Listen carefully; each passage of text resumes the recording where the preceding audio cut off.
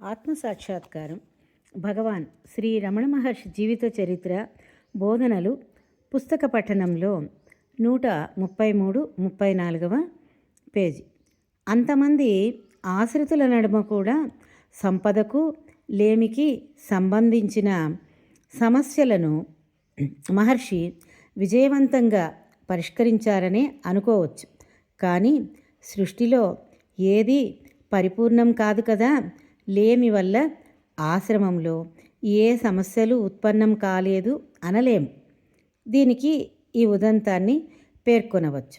ఉద్దండి నాయనార్ సమర్పించిన 100 రూపాయలను మహర్షి నిరాకరించారు.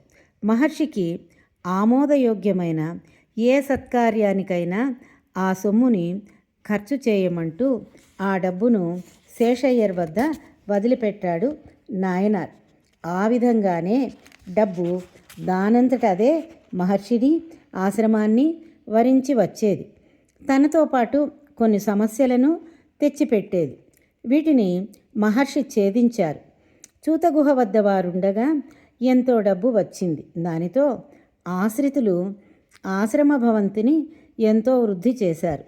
ఇదంతా ముగిసిన కొద్ది రోజులలోనే మహర్షి దానిని వదిలిపెట్టారు. స్కందాశ్రమానికి వెళ్ళిపోయారు. అక్కడ కూడా మళ్ళీ డబ్బు పోగు చేసి ఆశ్రితులు పెద్ద భవనాన్ని, ఒక తోటని ఏర్పాటు చేశారు. ఆ తర్వాత ఆ ఆస్తిపై హక్కులకు సంబంధించిన స్పర్ధ ఆశ్రితుల మధ్య రేగి ఒక అపస్వరాన్ని లేపింది. ఆశ్రమంలోని శాంతికి భంగం వాటిల్లింది. మహర్షి ఆ ఆశ్రమాన్ని విడిచి తల్లిగారి సమాధి గల పాలితీర్థం సమీపాన ఒక గుడిసెను చేరారు. ఇక్కడ కూడా విరివిగా ధనం వచ్చి పడింది. చక్కని గదులు, ఉద్యానవనము ఏర్పడ్డాయి. మహర్షికి వీటిపై ఆసక్తి ఏమాత్రమూ లేదు. అయినా అవి వచ్చి పడేవి. ఆ ఆస్తికి ఆయనకు సంబంధమున్నదని లోకం అనుకునేది.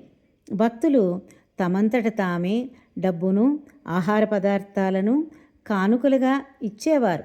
ఎందరికో భోజనం దొరికేది.